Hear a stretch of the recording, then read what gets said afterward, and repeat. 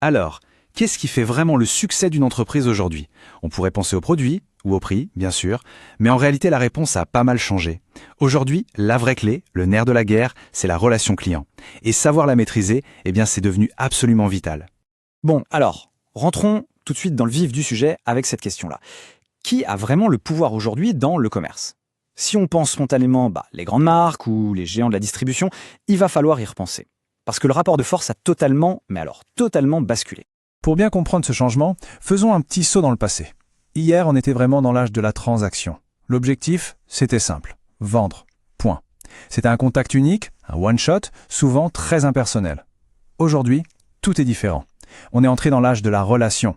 Le but, ce n'est plus juste de faire une vente, mais de tisser un lien durable, qui repose sur la satisfaction et surtout, la confiance.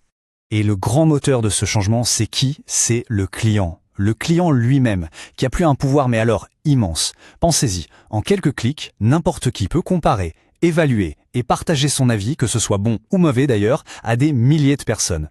Le client a maintenant un mégaphone entre les mains. Et face à ça, les entreprises, elles n'ont plus le choix. Elles doivent écouter. Alors face à ce client qui est devenu super puissant, les entreprises ont dû s'adapter. Elles ont dû développer une toute nouvelle stratégie. On appelle ça la gestion de la relation client, ou GRC. C'est l'équivalent du fameux CRM en anglais. Mais qu'est-ce que ça veut dire concrètement, au-delà de cet acronyme un peu barbare? Alors attention, le point crucial à comprendre, c'est que la GRC, ce n'est pas juste un logiciel qu'on installe. Non, c'est bien plus que ça. C'est une démarche globale, une vraie philosophie. Ça englobe absolument tout ce que l'entreprise fait pour gérer ses interactions avec ses clients. Ça va de la toute première prise de contact, la prospection, jusqu'à la fidélisation sur des années.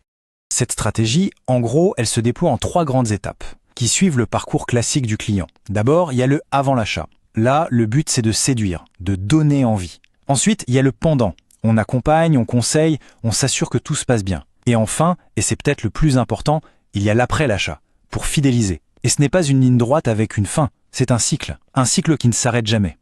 L'idée qui est vraiment au cœur de tout ça, elle est simple, mais elle est hyper puissante. Un client aujourd'hui n'achète plus seulement un produit, il vit une expérience globale avec l'entreprise. Chaque email reçu, chaque pub vue, chaque appel passé au service client, absolument tout compte. Et c'est la qualité de cette expérience de A à Z qui va faire la différence, qui va créer la préférence et au final la fidélité. Et quand on met en place une bonne GRC, les bénéfices sont très très concrets. Évidemment, le but c'est d'augmenter le chiffre d'affaires, on est d'accord, mais c'est aussi, et peut-être même surtout, d'améliorer la satisfaction des clients, d'éviter qu'ils aillent voir ailleurs, ce qu'on appelle l'attrition, de renforcer son image de marque et, à la fin, de créer une vraie fidélité. En fait, une bonne stratégie de relation client, c'est un peu comme jongler. On doit gérer 2 objectifs en même temps, la conquête et la fidélisation. D'un côté, il y a l'art d'attirer des gens qui ne sont pas encore clients. Et de l'autre, il y a la science de garder ceux qui le sont déjà, de les chouchouter pour qu'ils restent et même qu'ils deviennent des ambassadeurs de la marque. Et ce sont 2 métiers complètement différents. Et s'il y a bien un principe économique qui justifie tous ces efforts, c'est celui-ci. Fidéliser un client qui est déjà là, ça coûte jusqu'à 5 fois moins cher que d'aller en chercher un nouveau. C'est énorme. Donc ce n'est pas juste une question d'image ou de faire plaisir, non, c'est une décision purement business, financièrement très très rationnelle. Bon, maintenant qu'on a vu le pourquoi, voyons un peu le comment. Comment ça marche tout ça? Eh bien, pour personnaliser une relation, il faut bien connaître la personne en face, le client. Et pour le connaître, il faut quoi? Des données. Sauf que, qui dit données dit aussi énorme responsabilité. On peut voir la donnée comme le carburant de la relation client moderne. C'est ce qui fait tout tourner. Mais attention, c'est un carburant particulièrement sensible. En Europe, son utilisation est hyper réglementée par un texte que tout le monde doit connaître, le fameux RGPD, le Règlement général sur la protection des données. Ce règlement, il n'est pas sorti de nulle part. Il est bâti sur 7 grands principes fondamentaux. Pensez à ça comme les règles du jeu. Si une entreprise collecte des données sur des résidents européens, elle doit respecter ces 7 règles, sans aucune exception. L'idée derrière tout ça, c'est simple, redonner aux gens le contrôle sur leurs propres informations. Alors, premier et deuxième principe groupés ensemble. Légalité, loyauté, transparence et limitation des finalités.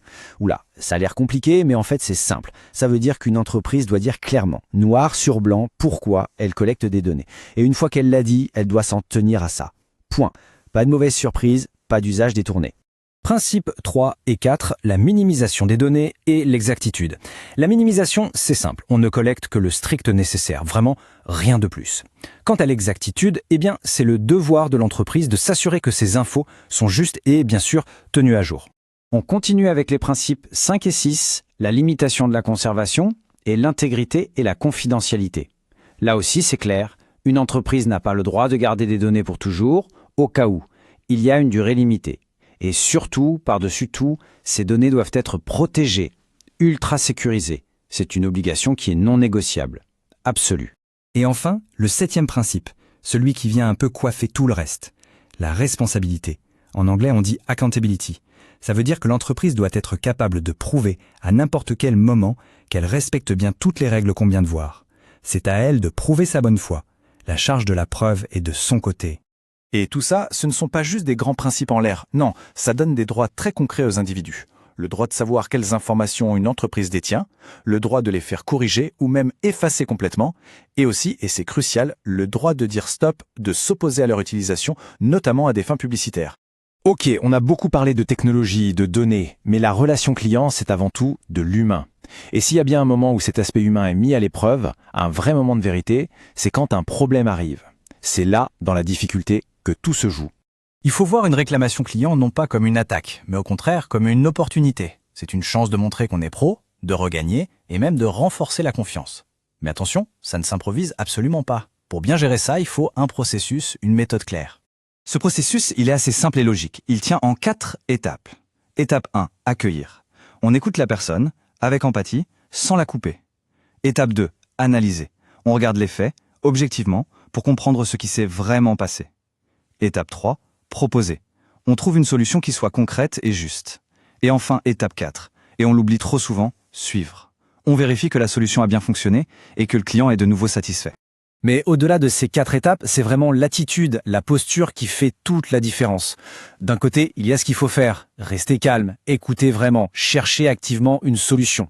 Et de l'autre, il y a la liste de ce qu'il ne faut jamais faire. Contredire le client, se braquer, être sur la défensive, ou le pire du pire, minimiser son problème.